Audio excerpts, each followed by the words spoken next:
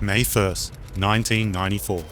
Ayrton Senna's Williams slams into a wall at the Tamburello corner. 131 million viewers worldwide watching horror as F1's greatest talent is taken in an instant.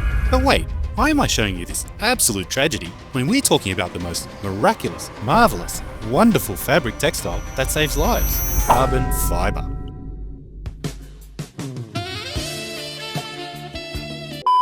Because within this wreckage lies the most important story in motorsport history. See, without this material, a fabric so light it could float away on a breeze. F1's death toll would be a frickin' massacre. Before the 80s, F1 cars were rolling coffins, aluminium death traps that crumpled like beer cans on impact. Drivers were gambling with their lives every single weekend. The paddock was basically a funeral waiting to happen. Then 1981 rolls round, and McLaren shows up with something that looks straight out of Darth Vader's garage. All black, alien, and completely mental. Everyone laughed at it, until it hit a wall at 140 miles per hour at Monza. And the driver walked away.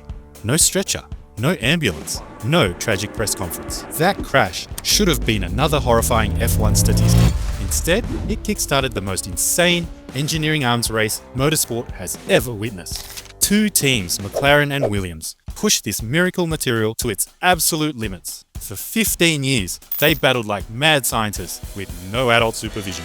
The machines they created, so ridiculously advanced the rulebook couldn't keep up. But as they say, F around and find out. And boy, did Formula One find out in the most brutal, heartbreaking way imaginable. McLaren's world flipped upside down in September 1980. Not your standard, oops, wrong strategy kind of flip. We're talking full-blown revolution. Like someone replaced their tea with rocket fuel.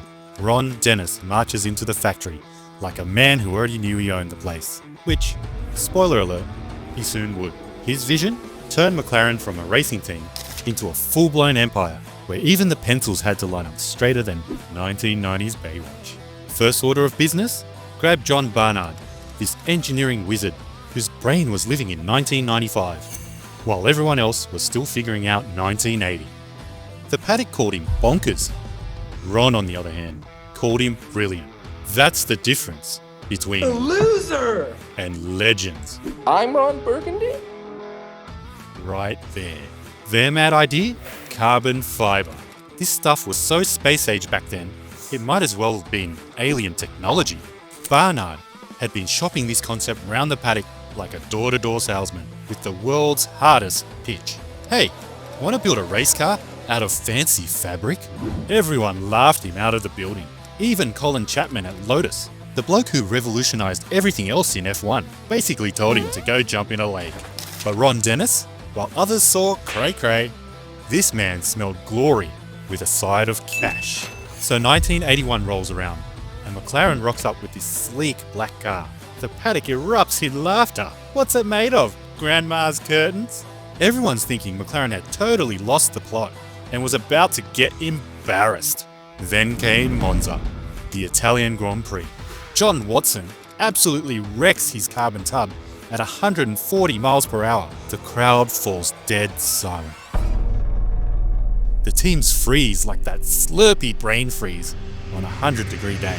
And then Watson just casually strolls away from what should have been his coffin. Probably wondering what's for dinner that night. Not even a limp. Talk about a sales pitch. 1 minute, the paddock's ripping into McLaren's plastic fantastic toy car. The next, they're all scrambling for carbon fiber blueprints. Can we have some of that non-dying stuff too, please? Meanwhile, over at Williams, totally different vibe. Frank Williams built his team from literally nothing. So broke at the start, he was running operations from a telephone box. Not even joking. An actual telephone box. And for all those kiddies out there, it's not the thing your smartphone comes in. Anyways, the man would sleep in a car at race weekends to save money for parts. Imagine that, practically building a racing empire while brushing your teeth in gas station bathrooms. Then, just as success appears on the horizon in '86, he flips his rental car near Paul Ricard, and boom. Paralyzed from the neck down. Did that slow Frank down? Please.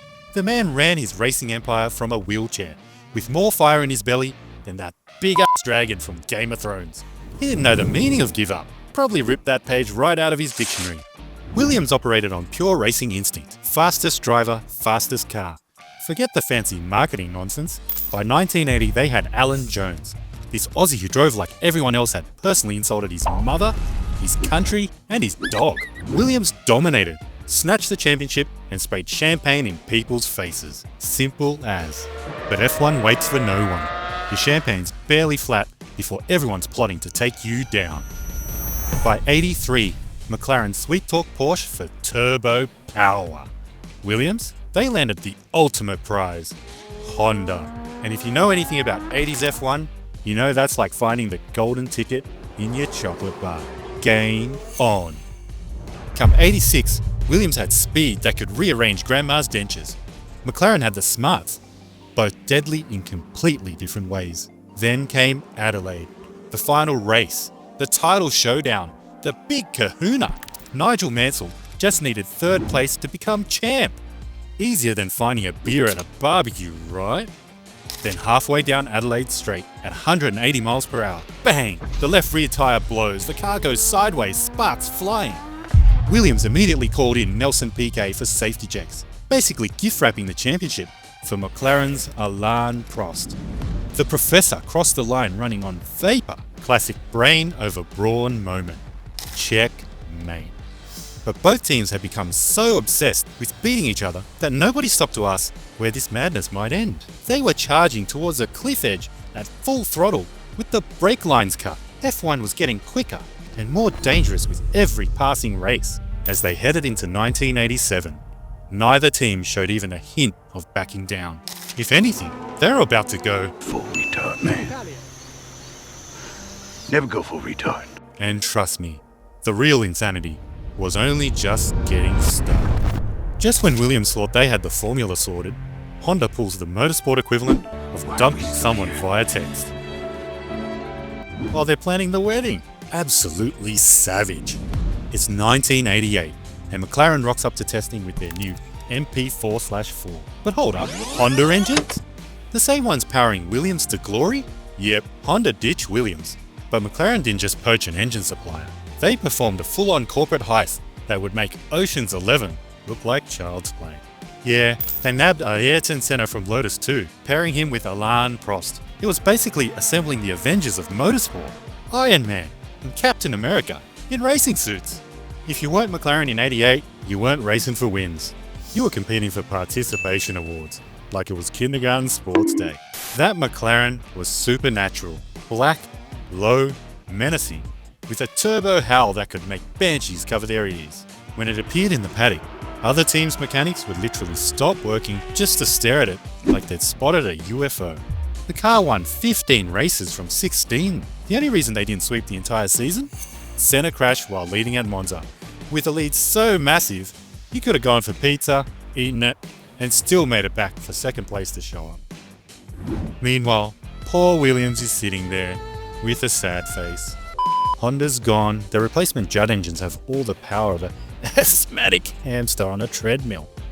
From champions to backmarkers, faster than you could say betrayal. Frank Williams though, the man doesn't understand the concept of surrender.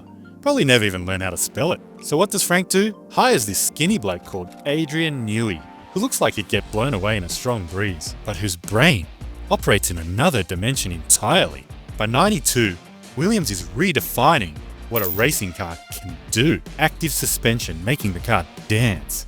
Traction control that laughs at wheel spin. Electronics so complicated, the car practically needed its own IT department with dental benefits. The great Nigel Mansell finally gets his championship in the science experiment on wheels. 9 race wins. The mustached maestro had been bridesmaid so many times, he probably had a wardrobe full of unused confetti and tearful speeches. Williams is back on top, and suddenly it's McLaren's turn to wonder what tornado just hit them and stole their lunch money. At this point, even the FIA, F1's governing body, starts getting nervous watching these carbon missiles fly around the track. Both teams are pushing things beyond sanity. McLaren with clinical precision, Williams with mad professor energy. The cars are so ridiculously light, they're strapping on metal just to meet minimum weight requirements. That's like strapping weights to Usain Bolt because he makes the other sprinters feel bad. the rulebook's flipping pages frantically, trying to catch up with whatever crazy idea these teams dreamed up last Tuesday over coffee. But are they going to step back? Nah. In their minds, this isn't dangerous. It's progress. It's evolution. It's the future. Then the hammer drops. For 94, the FIA basically tears up Williams' recipe book and sets it on fire. All those clever electronics making your car unbeatable? Yeah, they're now banned. Good luck, nerds. Active suspension? Gone. Traction control? Nope. ABS? In the bin. So Williams scrambles to redesign their car. On paper, gorgeous. In reality, about as stable as a drunk giraffe on roller skates. Their whole design philosophy revolved around those now banned systems. And who's sitting in this twitchy beast? Only Ayrton Senna, the greatest talent to ever grab a steering wheel.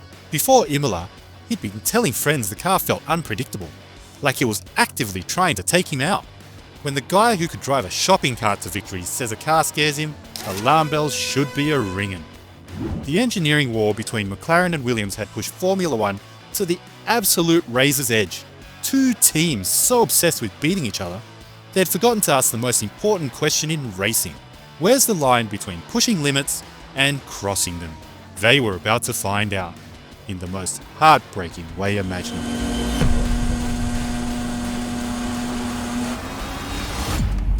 Imola, May 1st, 1994. The darkest weekend in modern F1.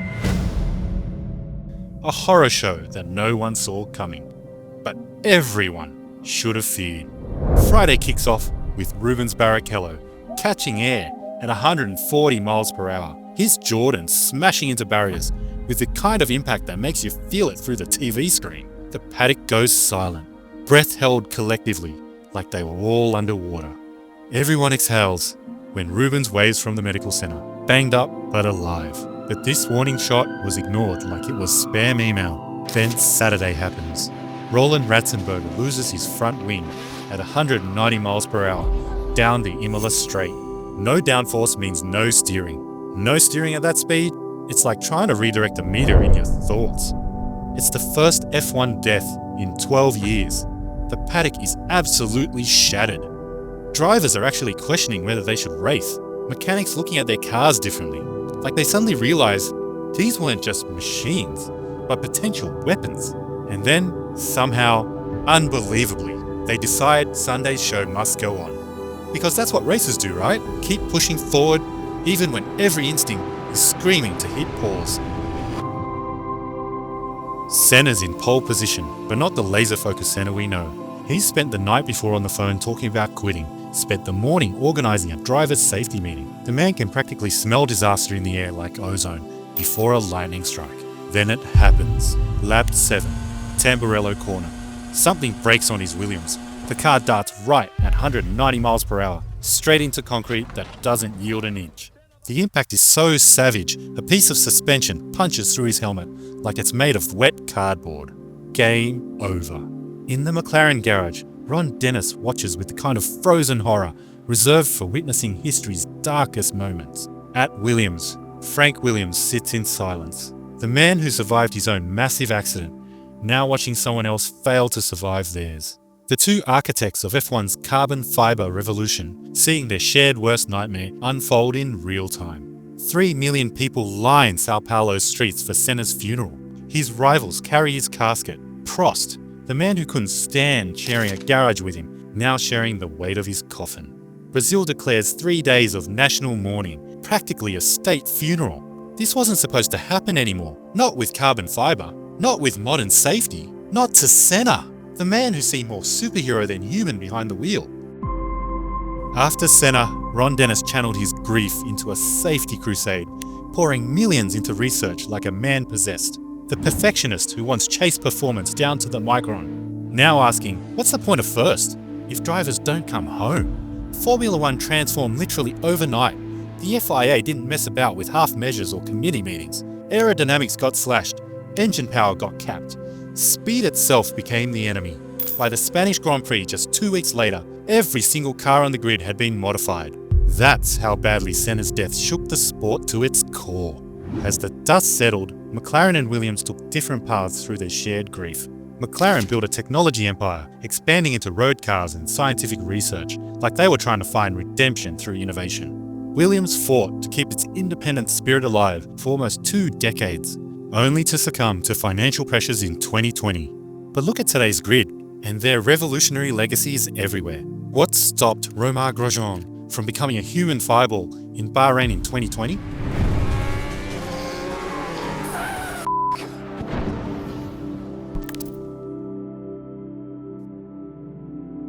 Carbon fiber tech evolved directly from McLaren's MP4/1.